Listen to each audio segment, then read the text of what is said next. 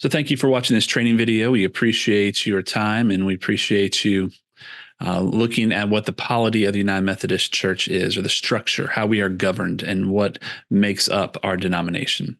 So we're going to dive into the structure, take it from a global perspective, and then work our way down to our local church. So to start off, we are a global denomination. We have multiple congregations on multiple continents. Although we were started in the United States, we have since gone to Africa, the Philippines, different places in Europe where we have thrived.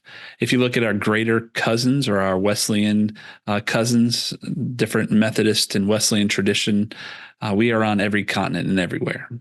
But as the United Methodist denomination, we are in these different areas. So as a United States-based denomination, we here is kind of the heart of the United Methodist Church. We have 5.7 million members as of 2017. This will drastically change when more information comes out after we have the 2024 General Conference at the end of April. And so we'll see, one, what the disaffiliations have caused, but then also we have been declining in membership for many years, just like about every other denomination. So all these numbers will have changed. But this kind of gives you perspective of what it looks like and our effect in the world. So if you see these lines over here in the United States, these are the different jurisdictions. We are going to talk about that in the next slide. So these are 5 different jurisdictions, but the rest of the entire world is what is called the central jurisdiction. And it is here that we have major areas like the Philippines, Northern Europe and Eurasia, Germany, Central and Southern Europe, West Africa, Congo, and African Central, different areas and annual conferences.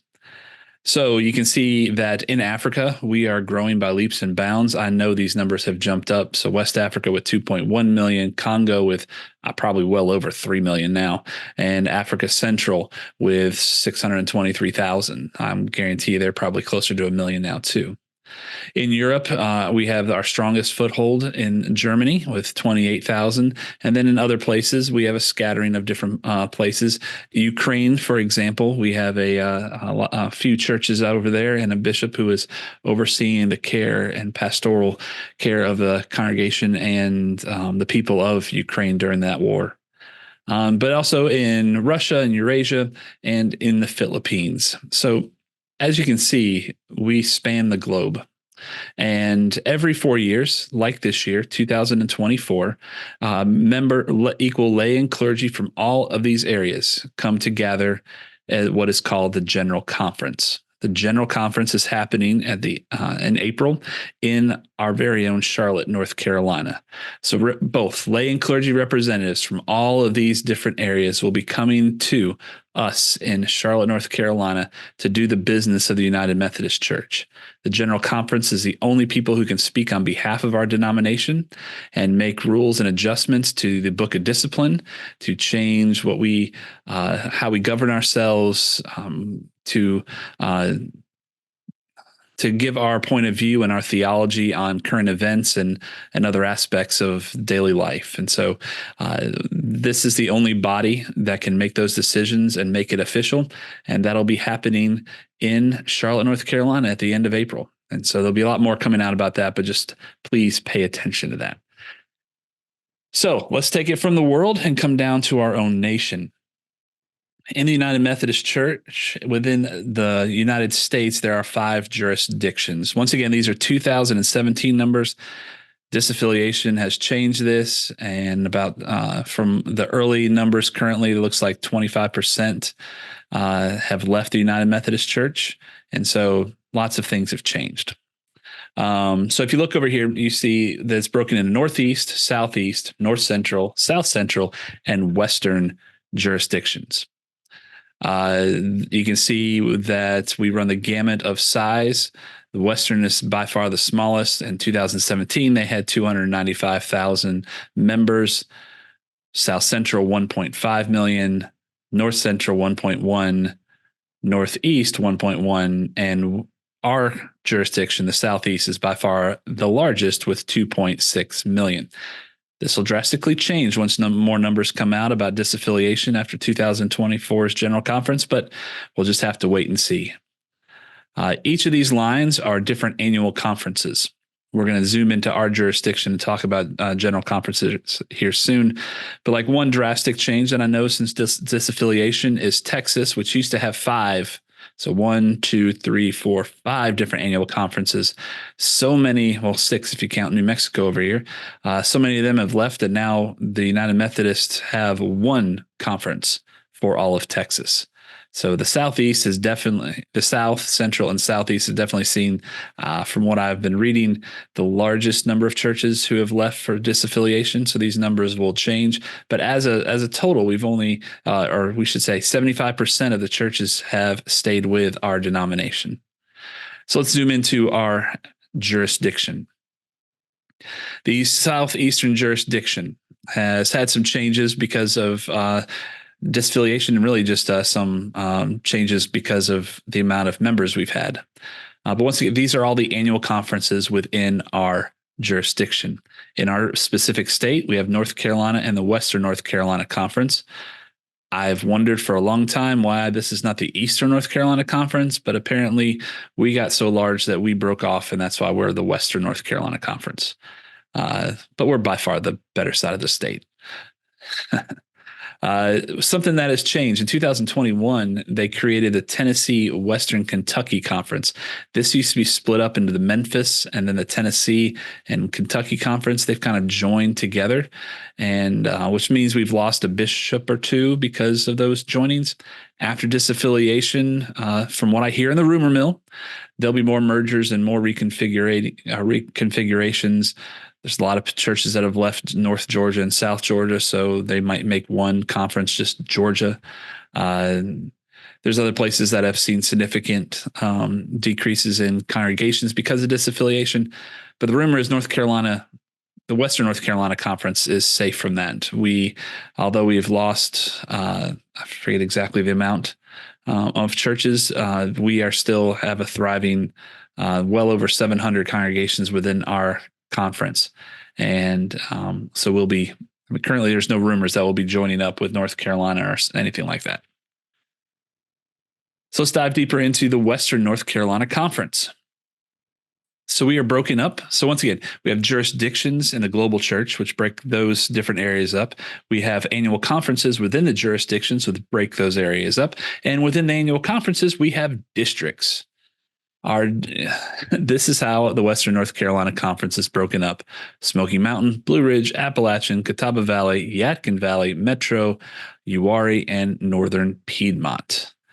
We are in the weird and wild Uwharrie district. Well, as an annual conference, let me just state that we are probably before disaffiliation, we are the 3rd largest conference in our denomination. I think the only other 2 were North Georgia and Virginia that were bigger than us. As far as when it comes to membership, the amount of clergy, we are a very large conference. And it is great to be in ministry in such an active and wonderful place in the United Methodist Church. There's jokes, though, that the Uwharrie district is kind of the gerrymandered district because we had to bring in a bunch of different areas to kind of populate the churches that are there. So we come all the way over here. We are here in Salisbury, but it goes almost to Statesville, but not quite, just probably on the other side of Cleveland, and then all the way out to our most eastern border with the conference, all the way down to South Carolina. Monroe and Salisbury are probably the largest cities within this district, followed by Asheboro and Albemarle. But there are a lot of rural, small congregations within the Uwharrie district. And it's a great district to be a part of. We have lots of thriving ministry that's happening. When we talk about the leadership, we'll get more into the Uwharrie district, but when we talk about the leadership for the conference, we need to mention who is in charge. Each annual conference has a bishop who is in charge of that annual conference. Our bishop is Ken Carter. He's been the bishop for a while, and this is just a little bit of a bio on him. He has been in the forefront of this disaffiliation and the different talks about human sexuality within our denomination. He served as the president of the Council of Bishops and from 18 to 20. He was one of the three he is one of the three moderators for the Commission on the Way Forward, which is the big talk that we had between 16 and 18, and then we had a special called General Conference in 2019. And he was one of the moderators as they kind of moved through that Commission on the Way Forward. He's currently a bishop in residence and consulting faculty member over at Duke Divinity School, and has also served as a bishop of the Florida Conference before coming to us from 2012 to 2022. He is a homegrown pastor. He didn't grow up in North Carolina, but most of his ministry has been in the Western North Carolina Conference. And so we welcomed Bishop Carter home last year as our official bishop, and we're excited about the ministry that he will lead us into.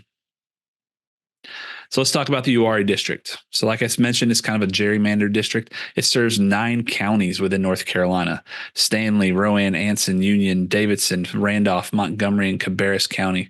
Now, sure, some of them are just little slivers, but we do touch 9 whole counties within our state, and it's amazing. We're also home to 2 different universities. We have home of Pfeiffer University in Meisenheimer, North Carolina, and in our very own Salisbury, we have Hood Theological Seminary.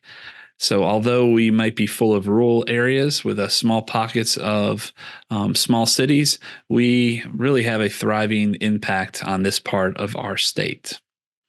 So who leads our district? Our district is, all districts are led by the district superintendent. We received a new one this year. Her name is Beth Chrisman, and she will be leading us. She's been a district superintendent in the past, and so she is welcomed back into this role.